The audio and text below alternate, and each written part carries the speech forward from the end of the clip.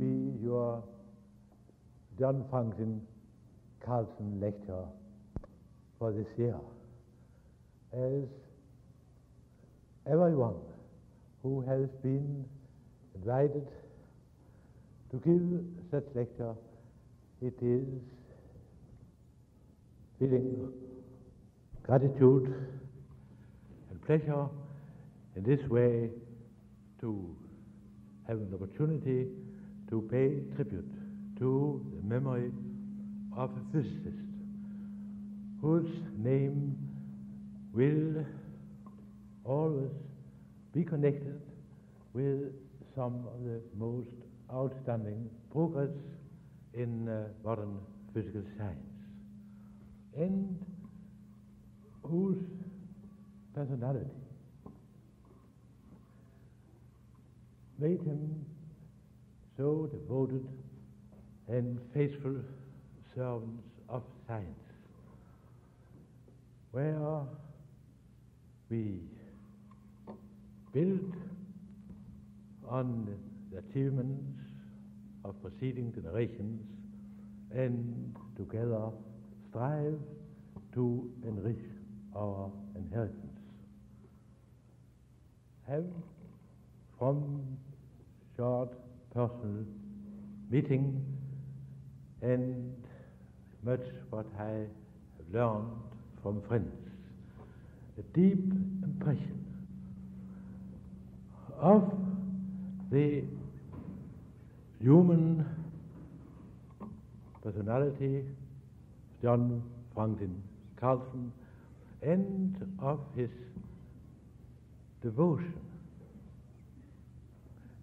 to research and education, which made him such a great source of enlightenment and encouragement to his colleagues and his students here in Iowa State University. Just thinking of the wide, broad interest of John Franklin Carlson, I thought that as a theme for this lecture, I might choose the unity of knowledge. Now, any such title will always be very dubious.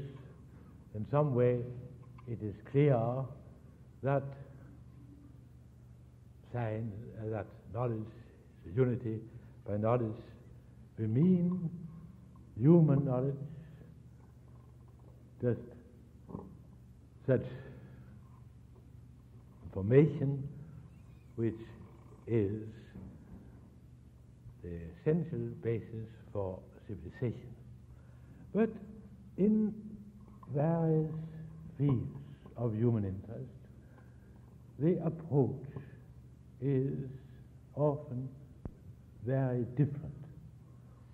And especially it is clear that if we speak of social problems, we speak of ethical values, let us say, then we have to do with something which at the first sight appear very removed from physical science, where we study the laws holding for inanimate nature. Now, I'd like first to say that even physics is a very human problem. It is not so, as you all know, that we just record some data about nature and put them together on categories of thinking which are just and always been common to humans. It has rather been the task through the ages of developing concepts and viewpoints suited to order physical experience. And if we think just how development has been, how this great edifice, which we today like to call classical physics, has been built up. We know that even in Greece, where such great progress was made, just by the endeavor to base science on clearly stated logical principles, it was not found possible for Aristotle to build up a foundation for mechanics. And that was first 2,000 years after that Galilei succeeded by renunciation of such comparisons which present themselves like just the experience of exertion when we move our bodies, and also even the motives for actions which are a part where such movements plays a part. And it was just by the renunciation of an explanation of motion, and just by taking motion itself as something elementary, uniform motion, and only asking for use forces to explain change of motion, that mechanics was built up and reached this wonderful perfection through the mastery of Newton.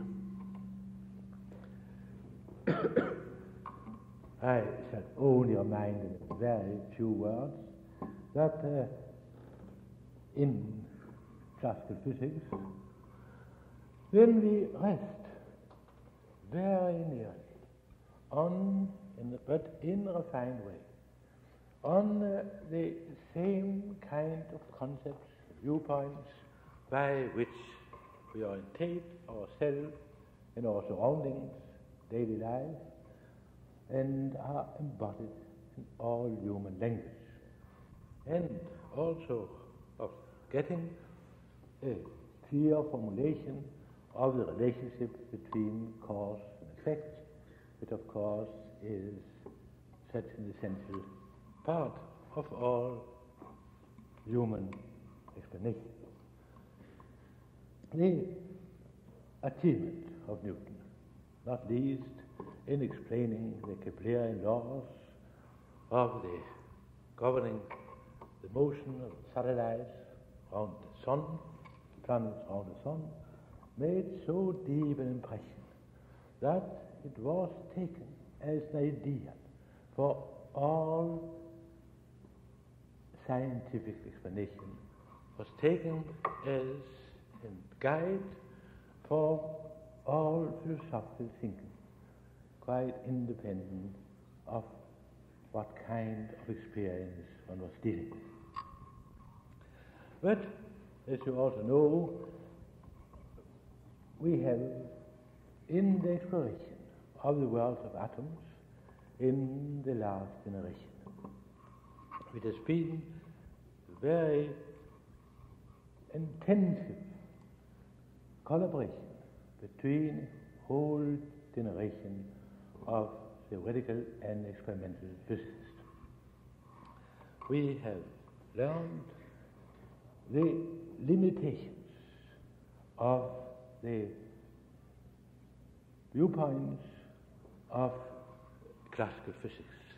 We may say this exploration of the world of atoms, which only through the development of experimental technique in our century has been opened up for human experience, that has been like an exploration geographic region to unknown land, where one had to wander and pass untrodden by man so far.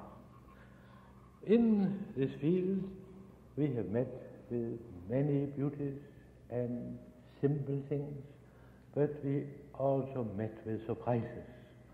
Surprises of a kind for which neither physicists nor philosophers were prepared. And just remind how what one of the things one found was information about the particles of which the atoms are built up, of the electrons and the atomic nuclei. But the difficulty was that this simple picture of the atom, which reminds so directly of our solar system, small scale, that was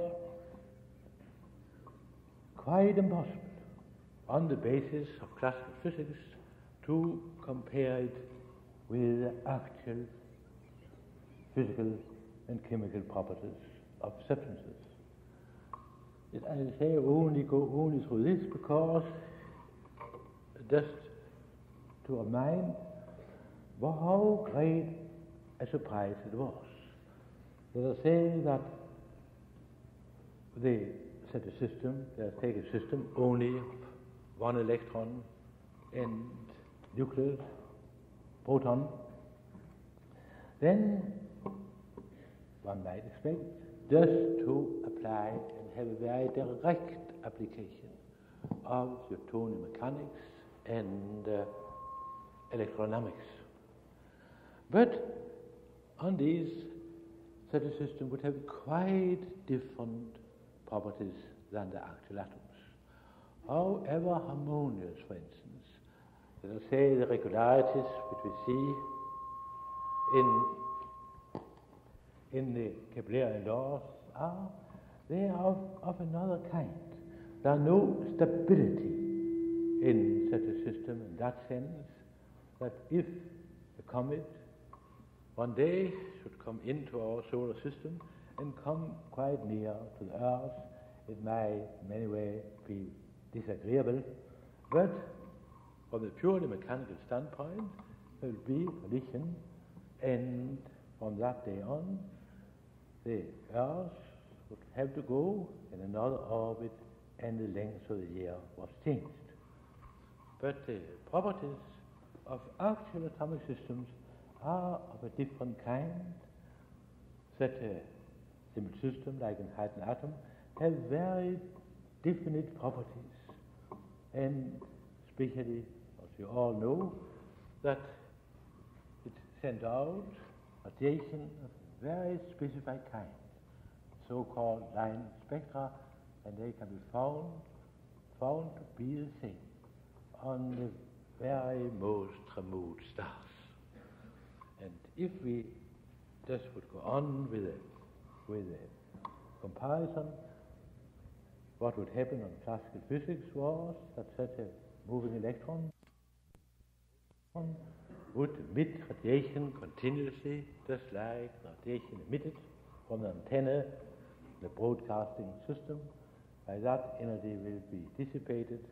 The electron would be bound closer and closer to the nucleus, to the proton, and would at the end just fall into it and make a neutral system of quite different properties than anything we could compare with that.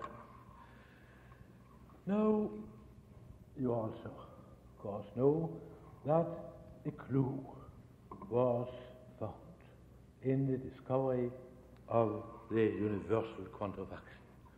The discovery of Planck, the first year of this century, which really meant a whole new epoch in physical and or natural sciences.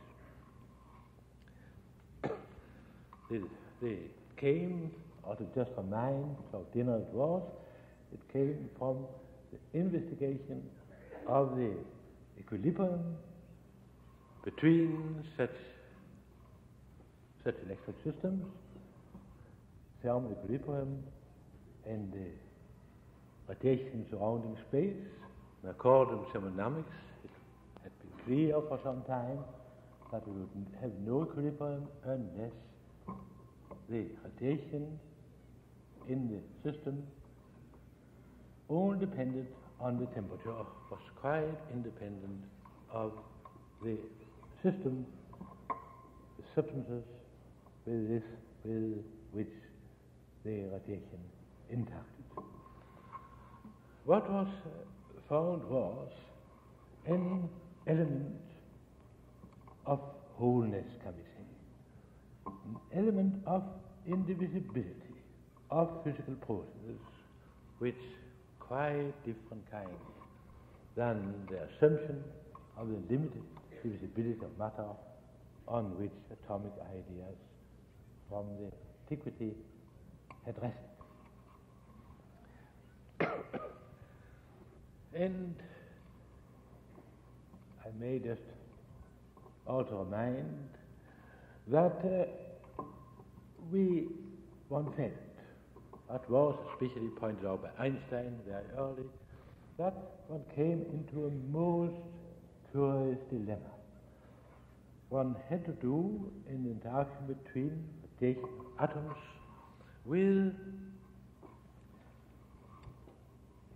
had to take recourse to two quite different pictures.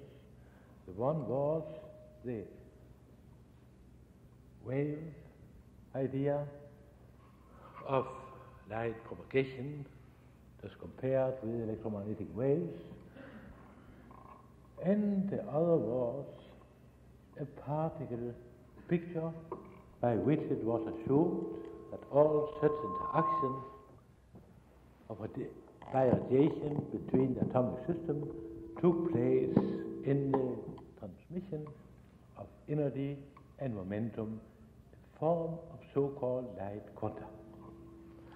But now you ought to know that this dilemma, which was really the first time one got such a failure of physical pictures, that has been further expanded, that it's been found that also what we generally call material particles, like the electron itself, they must in some way be compared with wave pictures. If we can always, when we have an electron or investigate electrons, we will get the same mass, the same charge, under conditions where we can measure these quantities. But if we send electrons, say, through a crystal, we get the Fermi effect kind, which is quite incompatible with the idea of the path of the electron through the crystal. Now, you also are known, that was the field of research in which John Franklin Carlson took a very active part, that it has been possible to build up a generalization, a mathematical generalization of mechanics, which proved possible to derive over a very large scope of evidence the detailed information about atomic properties. But this use of mathematics and mathematical symbols, which cannot be visualized by pictures in any way, and also this, that such generalization demanded that a renunciation of what one called deterministic description, which was an essential feature of Newtonian mechanics that was possible from a state to a physical system one time to predict its state at any later time. These things have given rise to very much discussion, and that's due to the novelty of the situation. And what I just like to is just to say how I think that the attitude we have to take to it, that has come out of very careful re-examination of the foundation for the use of our elemental physical concepts. And the first point is this, that in any communication of experience, we must express ourselves in such a way, that's the meaning by communication, that it can be clearly understood by others. That means that we cannot use our ordinary language in describing, let's say, the experimental conditions. That's of course also we do. We put some apparatus up and handle it where we account for. But this is a purely logical thing, that it is, we cannot by an experiment understand anything else than something about which we can tell others what we have done and what we have learned. Now, quite similar, what do we learn? What are the observations? The observations, they are, you see, as measuring instrument, we just use heavy bodies. And that means even very small bodies, even the smallest clock on a lady's wrist is a very, very,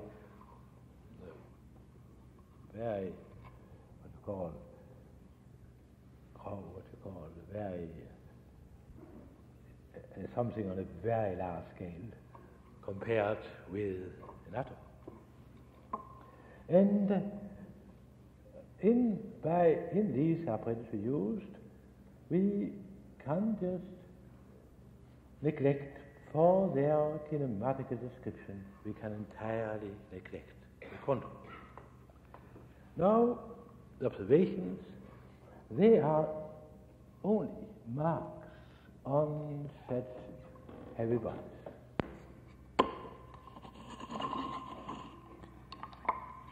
Will it work otherwise? Talking might work. Pardon? Talking might work. More on this.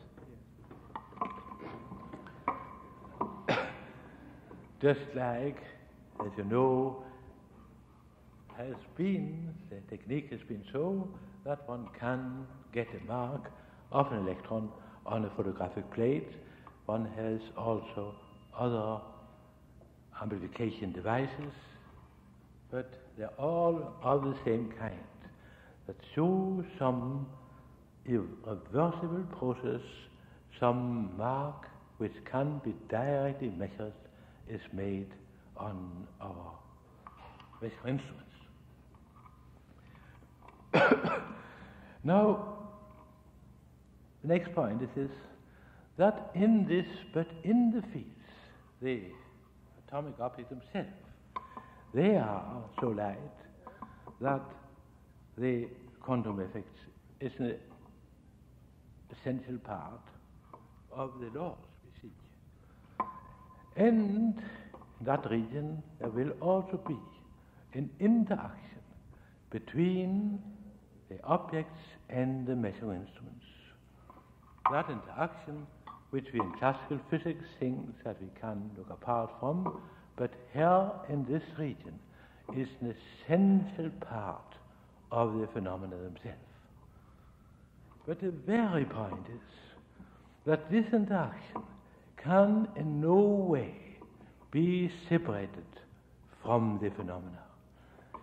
Just this that we must describe the measuring instruments in the ordinary manner means that we just look apart and must look apart from quantum effects. Now, these methods of quantum mechanics also only serve that purpose from given experimental arrangement to draw predictions about such observations.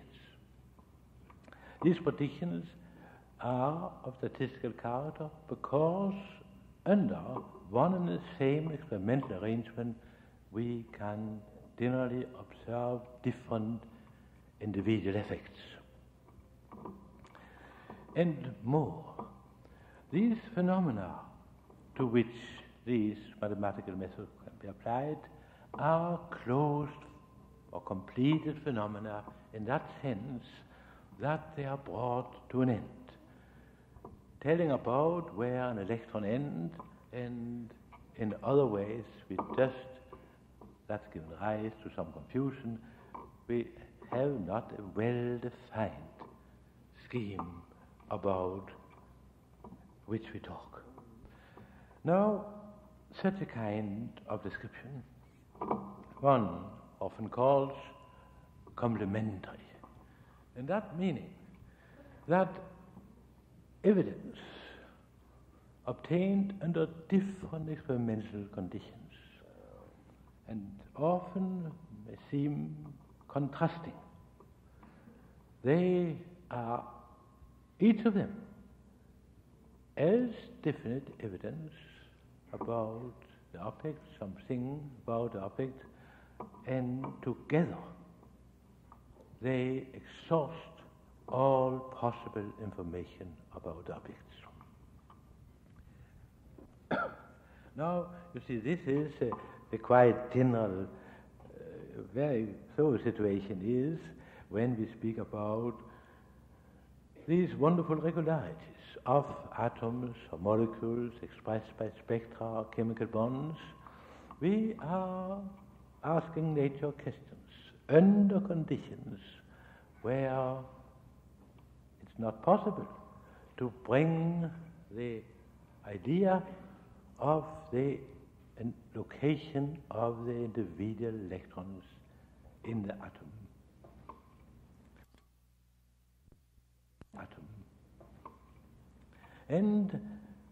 And it's also quite interesting that the wonderful use of structural formulas in chemistry